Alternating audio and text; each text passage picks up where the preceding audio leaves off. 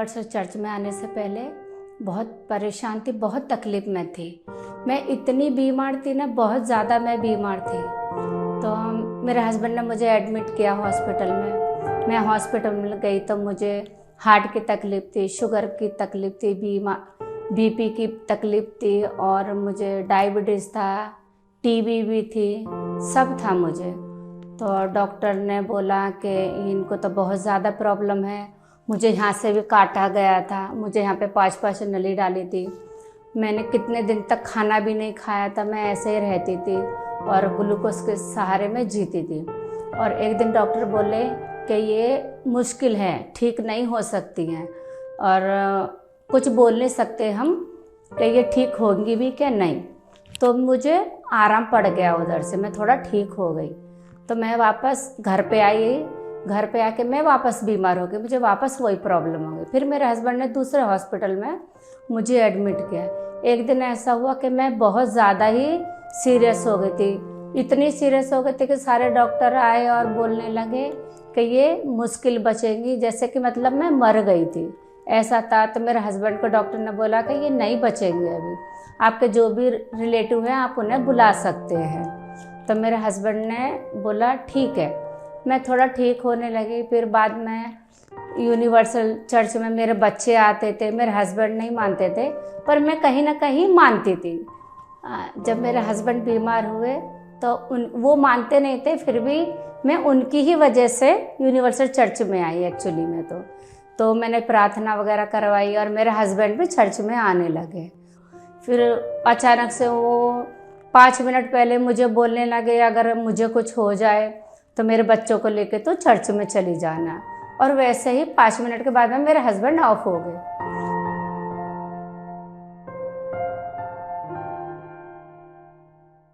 मेरे घर में किसी ने करा था, ये बात हकीकत है। और मेरे हस्बैंड के ऑफ होने के बाद में मेरी इतनी कंडीशन ख़राब थी कि मेरे पास पैसे भी नहीं थे और मैं सोचती थी कैसे अपने बच्चों को करूँगी, उनको कैसे पढ़ाऊँगी।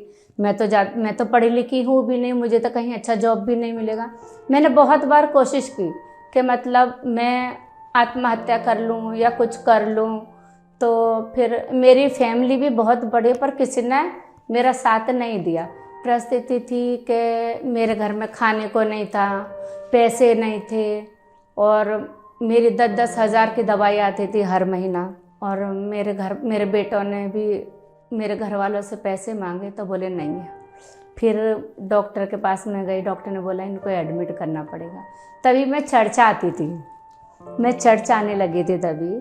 तो मैं वापस गई तो डॉक्टर ने बोला कि इनको एडमिट करने की ज़रूरत नहीं है, इनको दवाई से ही आराम पड़ जाएगा।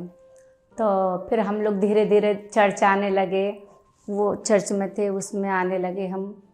पहले संडे को ही आती थी, फिर मैं बुधवार को आने लगी, शुक्रवार को आने लगी और मुझे सब समझ में आने लगा। फिर उपवास आए, धनियार के उपवास आए। वो उपवास मैंने 21 दिन किए।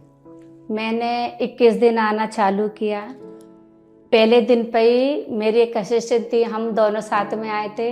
हमारे लिए बहुत कठिन था आना, इतनी परेशानी आई थी। हम आना तो हमें चर्च में था, हम कहीं और जा रहे, हमें ट्रेन नहीं मिल रही थी। बहुत पहले दिन बहुत कठिन था। फिर हम आए, हमने चालू किया आना।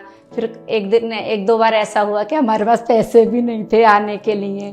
फिर भी हमने बहुत कोशिश की और फिर 21 दिन हमने पूरा किया। मैंने पहले मेरे बेटे को त्याग किया कि परमेश्वर मेरा पहला बेटा है, मैं इसे आपको देती हूँ और इसको आपके कार्य के लिए इस्तेमाल करें। जो हमारे लिए इतना कर सकते हैं तो क्या हम उनके लिए अपने बेटा नहीं दे सकते हैं? उन्होंने भी तो हमारे लिए अपने बेटे को दिया था ना। और दूसरा, मेरे पास में बहुत सोना था, मेरा सब चला गया। एक मेरे हस्बैंड की चीज़ थी। तो मैंने उपास में सोचा कि मुझे क्या देने की ज़रूरत है, प्रभु मुझे बताए, मेरे पास तो कुछ भी नहीं है देने के लिए। तो मुझे ऐसा बताया कि आपको ये दान करने की ज़रूरत है। तो मैंने किया, मुझे परमेश्वर ने बताया तो मैंने 2 चीज़ को दान किया। मैंने उपास किया, मुझे फेसबुक देखने का बहुत शौक था, व्हाट्सएप देखने का बहुत शौक था। मैंने वो सब त्याग दिया।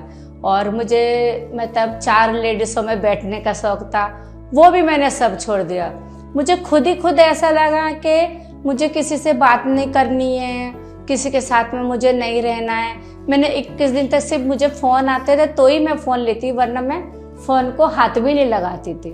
बाइबल दोनों टाइम बाइबल पढ़ती थी, प्रार्थना करती थी मैं। 21 दिन के बाद 2 दिन के बाद मुझे पवित्र आत्मा मिली और मेरे जीवन में इतना बदलाव आया, इतना बदलाव आया, बहुत बदलाव आया मेरे जीवन में।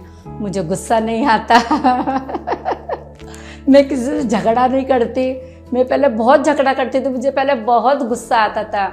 अभी मैं किसी से झगड़ा भी नहीं करती और मुझे गुस्सा भी नहीं आता है।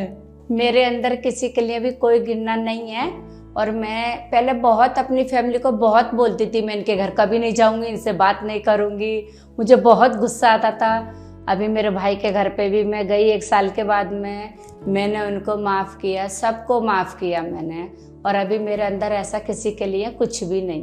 प्रभु बहुत अच्छे हैं, उन्होंने मुझे इतनी ज़िंदगी दी कि मैं कुछ भी नहीं थी और मुझे उन्होंने कहाँ से कहाँ खड़ा किया। मैं सबको ज़्यादा तो नहीं बोलती पर यही उदाहरण देती हूँ कि मेरी लाइफ कुछ भी नहीं थी और आज देखो मैं इतनी अच्छी हूँ कि मुझे सब लोग देखते हैं और बोलते हैं ये पहली वाली थी और अब कैसी, और पहले कैसी थी और अभी इतनी अच्छी है।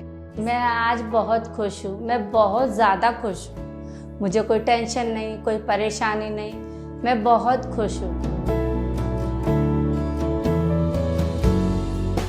पवित्र आत्मा मेरी ज़िंदगी में पहले स्थान पे हैं और दूसरे स्थान पे मैं हूँ और मेरे बच्चे हैं। आज मैं बहुत खुश हूँ, बहुत आनंद के साथ में मैं रहती हूँ।